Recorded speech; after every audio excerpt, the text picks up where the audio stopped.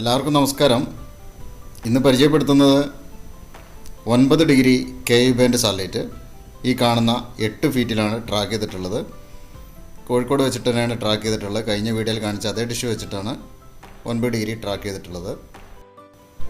ഒരേ സാറ്റലൈറ്റിന് നമ്മൾ പല സ്ഥലങ്ങളിലും പോയിട്ടുള്ള ട്രാക്കിങ് കാണിക്കാറുണ്ട്.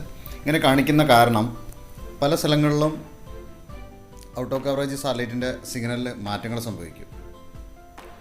മലപ്പുറം മുതൽ കോഴിക്കോട്, കണ്ണൂർ, കാസർഗോഡ് ഭാഗത്തേക്ക് പൊതുവെ ഔട്ട് ഓഫ് കവറേജ് സാറ്റലൈറ്റിൻ്റെ സിഗ്നൽ കൂടുതലാണ്. തൃശ്ശൂർ, എറണാകുളം, ട്രിവാൻഡ്രം, തമിഴ്നാട് ഇങ്ങനെയുള്ള ഭാഗത്ത് ഔട്ട് ഓഫ് കവറേജ് സാറ്റലൈറ്റിൻ്റെ സിഗ്നൽ കുറവാണ്.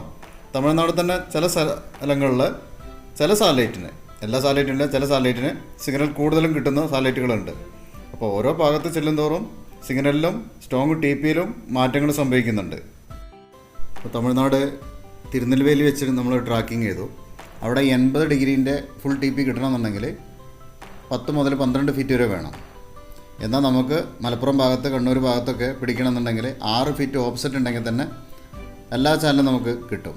അപ്പോൾ ഈ ഒരു മാറ്റം പല സ്ഥലങ്ങളിലും ഔട്ട് ഓഫ് കവറേജ് സാറ്റലൈറ്റിനുണ്ടാവും. 9 ഡിഗ്രീൻ്റെ സ്ട്രോങ് TP ആദ്യം മീറ്ററിൽ കാണിക്കാം. പിന്നീട് സെറ്റ് ടോപ്പ് ബോക്സ് ട്യൂൺ ചെയ്ത് കാണിക്കാം. ട്യൂൺ ചെയ്യുന്ന set top box hello box 8 ആണ്. ഇതിൽ എത്ര ചാനൽ ട്യൂൺ ആവുന്നുള്ളത് നോക്കാം. ഇതേ ഡിഷ് വെച്ചിട്ട് മൂന്നാമത്തെ സാറ്റലൈറ്റിൻ്റെ ട്രാക്കിംഗ് ആണ്.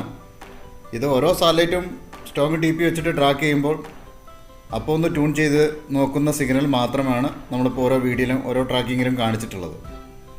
എന്നാൽ മാക്സിമം സിഗ്നൽ കൂട്ടി ചെയ്യുമ്പോൾ ഇപ്പോൾ കാണിച്ച ആ ചാനലിൻ്റെ എണ്ണത്തിനും കാട്ടി കൂടുതൽ ചാനൽ ലോക്കാവും.